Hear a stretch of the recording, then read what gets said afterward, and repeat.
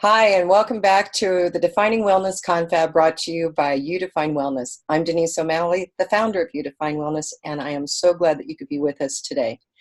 This is my opportunity to tell you a little bit about our company and what it is that we do, because a lot of people haven't heard of us yet. Even though we're a startup, we're growing by leaps and bounds. We have hundreds of providers in 8 states right now. We're growing to all 50 states. And we are a network of health and wellness professionals of many different modalities. And one of the things that's different about us is I actually do a background check on every single one of our providers. We're doing a criminal background investigation. We're checking their licenses and regulations. We're checking to make sure there's no disciplinary actions. We're checking their reputation online. So that puts us apart from everyone else out there. And one of the things that it allows us to do with this network is to bring to you products and services to help you access the health and wellness services of your choice. We have an employee benefit program that is absolutely fantastic, and those who are on it love the fact that they can choose how they want to go and get a wellness service every single month. And an education catalog, so if you're looking for lunch and learn speakers on health or wellness, or if you have a community group or even a school group, we have the speakers for you. And the last thing debuting during this Defining Wellness Confab is a product for individuals, retirees, self-employed, those who don't have our employee benefit plan in place, to help you access those services and products at a discount.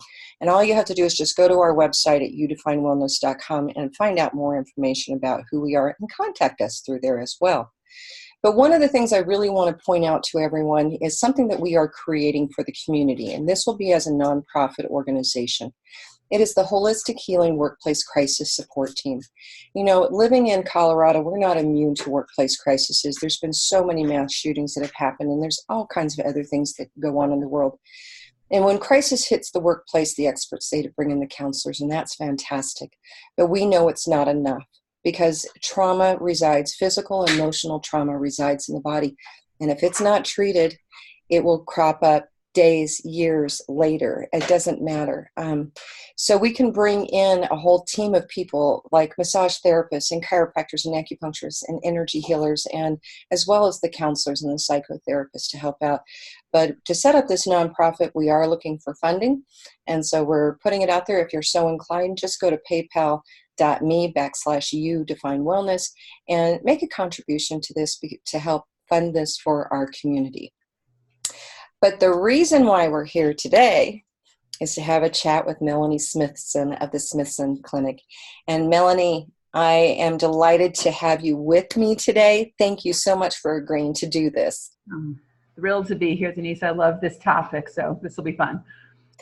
So you have an interesting topic. I'm going to read it. Living in the Mystery, Bringing Spiritual and Mystical Experiences to Life. So why don't you tell me a little bit about you and what this means? Yeah. So I started my own spiritual journey back in my 20s in New York, and just kind of found myself in all kinds of circles where there was exposure to channeling and other, conversations about what are we doing here.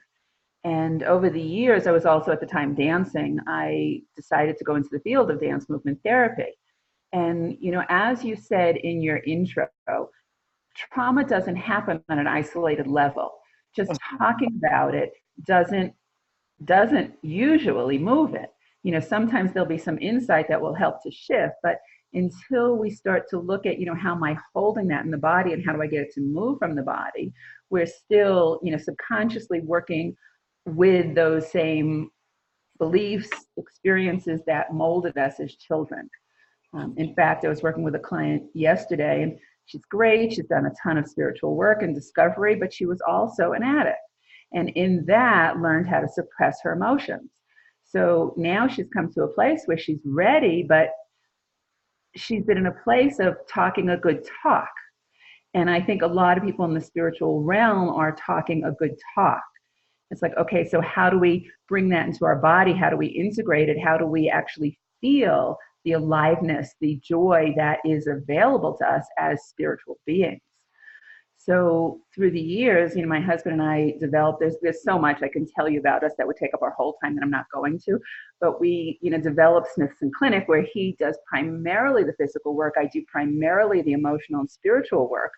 But as we're both saying, there's really no separation. There's no way to say, over here we've got the physical and over here we've got the emotional, because they work together. So learning how to integrate our experiences, especially the spiritual experiences that many have had, how to integrate them into our emotional healing, into our physical healing, is what I'm really interested in right now. So how do you go about doing that? So in so many ways, for me, one of my primary modalities is actually the Sedona method. So back, we'll say in the 70s, 80s, I was reading Course in Miracles. I was reading Eckhart Tolle. I was really understanding that we are love, period. Great understanding again in my head. The only time I fully experience that is when I'm dancing. So that's my modality. It's not everybody's modality. That's the place where I connect. That's the place where I feel free. In 2006, I actually got trained in two modalities, both the Sedona method and Michael Newton's work, Journey of Souls, Destiny of Souls. And in a nutshell, that work is deep hypnotherapy. And we go into, in a 4-hour session, into the place in between lifetimes, where we get to talk with our guides and our counsel about life purpose. And that's not the way that I work with everybody, because it's a 4-hour session, it's expensive, not everybody is interested. But the learnings that I have gotten from doing those sessions have become part of the way that I work.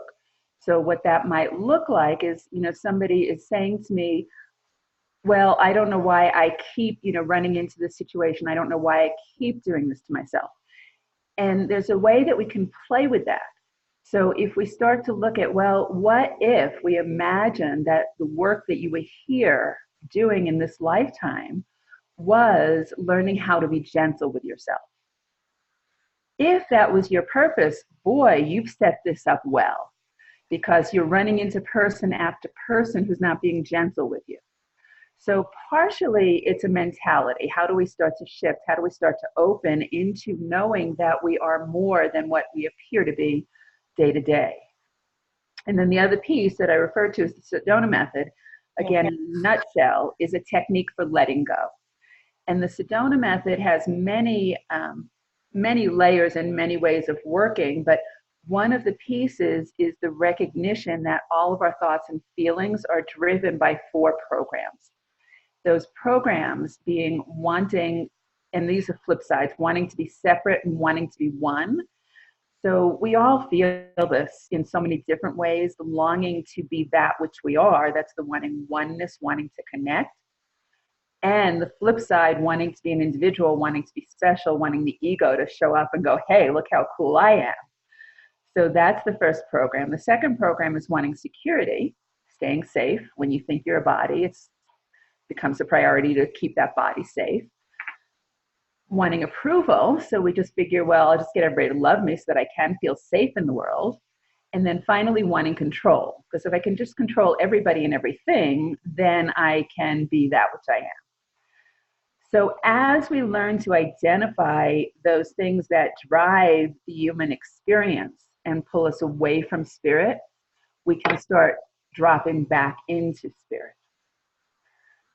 So when you ask the question, how do I do this? It's so multi-level. I'm also trained in EMDR. I'm trained in developmental needs meeting strategy. And it's all about meeting the needs of the individual using multiple modalities and this philosophy that we are more than this. So you're working with your clients, you're sitting down, having a conversation with them, obviously identifying what are your needs, what are the areas that we can help in. And then based on that conversation, you're pulling in these other modalities that you've been trained in to be able to guide them to what their end goal is, it sounds like. Okay, Yeah. so it's not one thing that you're doing, it's many things. Right. And, one of the things that, since we set up this conversation that I have been thinking about is that so many of us now are interested in holistic healing. Yeah. Say that that's what we do. That said, the training is usually in one modality or another. Mm-hmm. So, it's like, yes, I say I'm a holistic practitioner, But my training is in the emotional piece. For me, it's actually emotional and physical as a body-oriented psychotherapist. Right. So like, but how do I integrate everything? How do I bring in the spiritual process? How do I bring in the emotional? How do I bring in the physical in one session so that somebody doesn't have to go to 3 different practitioners? And, it's interesting, again, my husband got trained in acupuncture as I was getting trained in psychotherapy. And at the time when we went through school at the same time, which was a little nuts. Um, but, we'd come home at the end of the day and he'd be tired or something would be bothering him. I'd say, hey, let me work with you. We could do some therapy around this. And I'd be moaning or something about whatever. And Gail said, hey, I could put an acupuncture needle, and we started to recognize that we could work with anybody from either perspective, because it's not just that one informs the other, but that everything is completely connected. So you can't work on one thing. Mm-hmm. And unfortunately, to a large degree, the medical world has not caught up to this. We've got our endocrinologists, we've got our brain people, we've got ours, as if you could separate. Right. Right. So at the Smithson Clinic, do you guys work together with your clients and patients? Not usually. On Okay. occasion we will, but not usually. Often we'll see the same client, and if somebody is able to do that, then they get results faster because we're working at so many different levels. Right. But usually people choose. Yeah, they're choosing one direction or another. Right. And then they'll start working with him, and this has happened so many times. They'll be working with him on something like chronic fatigue or IBS, and through his modality, neuromodulation technique, it will identify that what's driving it is emotional stuff. And a lot of it can be cleared through NMT, but often he'll tell the client, you need to do more emotional work and go see me. Mm-hmm. And vice versa. I'll be working with somebody emotionally and they'll be telling me, I've got chronic headaches. And it's like, well, we can release on that, but you might want to look at, the hormones, and you might want to look at this piece, so there's a lot of back and forth. Mm-hmm. Yeah. Yeah. So one of the things that the impressions I have from going to your website at, smithsonclinic.com, and I'm going to put that up for everyone again at the end of this, is that you guys really are a health clinic in many ways, that people can come to you when they don't know what they need to do. And we've been talking a lot about that during this confab of how to become the director of your own healthcare. It's kind of the theme is, if somebody is like, okay, traditional medical has not been working for me, I need to step away from it, but I don't know where to start. Right. You guys are a good place to start, Right. because you can assess it as so many others can, but it really is the focus of your clinic. Right. And so many of our clients, especially my husband's clients, are people that have gone the traditional route and not gotten results. He works a lot with autoimmune, which we all know can be challenging to treat. Often doctors will tell you you're not getting well from this, which let's not go down that track, because I got some opinions about that. But the other thing that I wanted to make sure to mention, that especially right now in Colorado, with the legalization of marijuana and the decriminalization of magic mushrooms, it's like we've opened up, in terms of the spiritual realm, another whole area that navigating it is tricky, I think, for both practitioner and client. So what's happening now, especially, with our younger, 20s and 30s, is a lot of experimenting with spiritual experiences through the medicines. Ah, Right? yeah, I hadn't thought about that. Yeah. Interesting. And so what's problematic for some of them is they don't feel like they can go to a therapist and talk about doing what has been called drugs as opposed to medicines. And even for me, being raised in a generation where marijuana is illegal, there's still like, can I even talk about this to my clients? My own, training has been like, what are they going to think? What's the judgment? And you can't, say, hey, marijuana is helping to reduce anxiety. It's helping people sleep. It's helping with cancer, Mm-hmm. So there's that navigation of this, I think, whole new world. And right now I'm actually working with somebody who came in who had been referred for a solid year before coming to see me, but was afraid to come see me because of the experience with psychedelics. And Oh, so they're having a fear of talking to healthcare practitioners of whatever modality about these psychedelic experiences they're having with these now legal, what I still consider drugs, but yeah. right. And and what's tragic about that is that the psychedelics for some are opening them up to a whole new world that now they don't know how to integrate. So when I talk about spiritual integration therapy, I'm talking about multiple experiences. Sometimes it's an awakening that you might have sitting in a church. Mm-hmm. Sometimes, you're on a bicycle or you're in nature and you feel like I'm so alive, I'm so connected. And sometimes it's through a psychedelic experience. And then we go back into our 9 to 5 job or whatever the situation is, and it gets lost or put aside instead of, okay, how do we make this usable? How do we integrate this? Hmm. Wow. Okay, so this is just opening up a whole different thought process for me here. Interesting. So I'm glad to know that you are a resource Yes. for. But how do you get the word out to people about that, though? And it's again like this is a place where you have to navigate, I think, carefully, because I have a license that I'm concerned about protecting. Yes. And, you know, and the rules are changing faster than anybody can keep up with. Mm-hmm. So I have this page on my website that says, spiritual integration therapy from mystical experiences. And, hopefully people understand that. So I don't know. Again, like I'm telling you, we're navigating a whole new world here. And I'm glad that there are those like you who are understanding that as the world is changing, that we need to change our approach.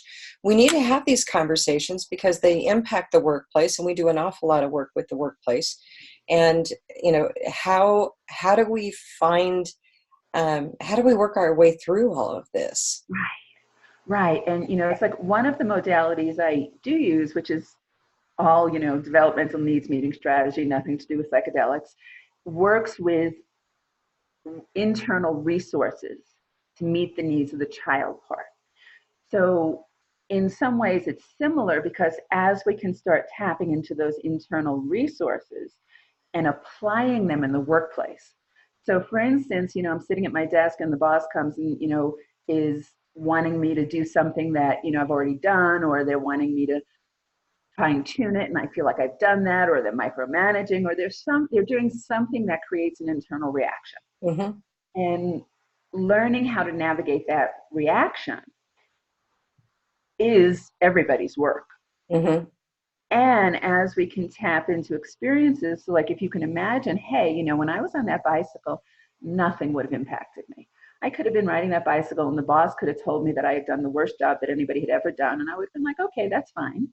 So like, how do we bring that into moment to moment experience Mm-hmm. that we can be that love? There's that, dinger. Yeah, So, there's that little dinger saying we have about 5 minutes left. So how are you approaching this?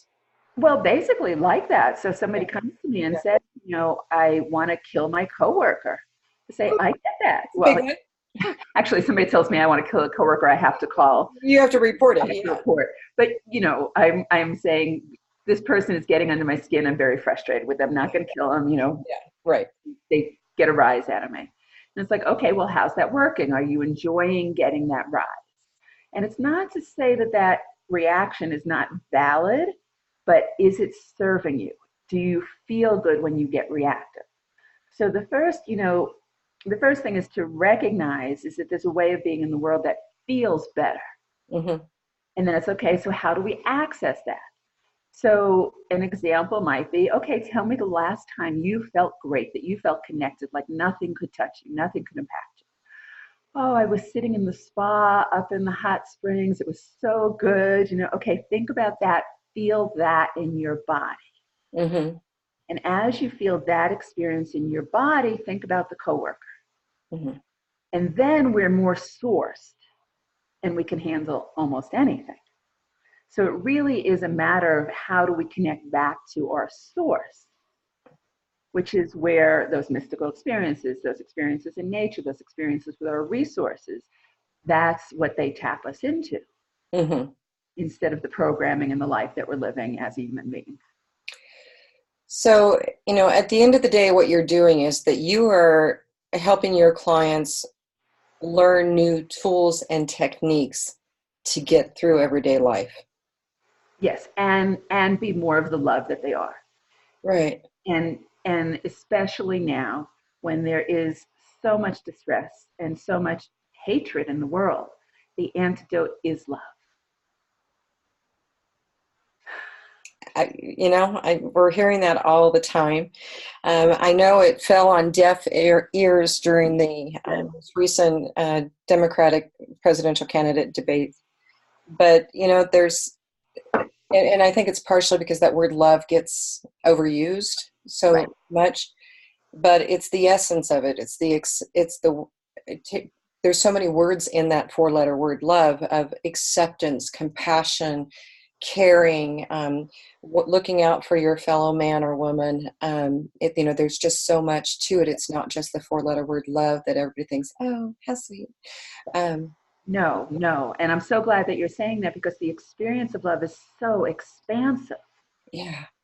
It's not the human definition of I fell in love.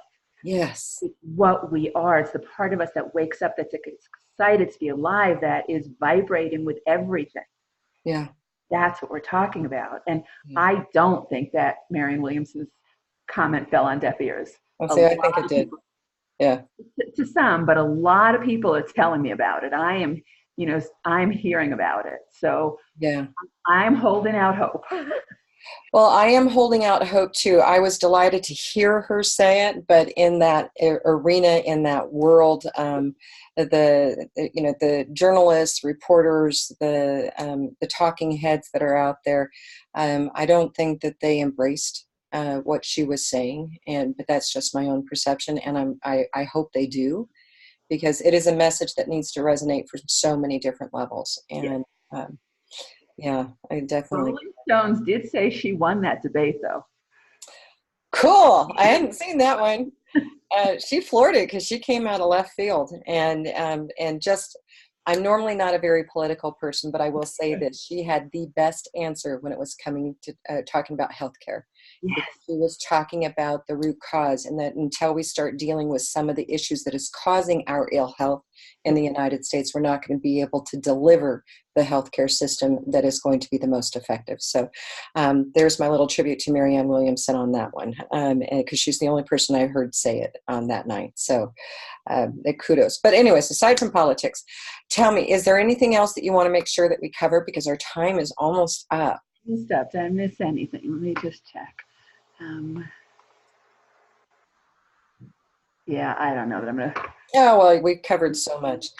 I'm going to go share your contact information again. So, if you're now, one question I didn't ask you, and I ask everyone, do you work with people all over the place, not just in Denver, Colorado?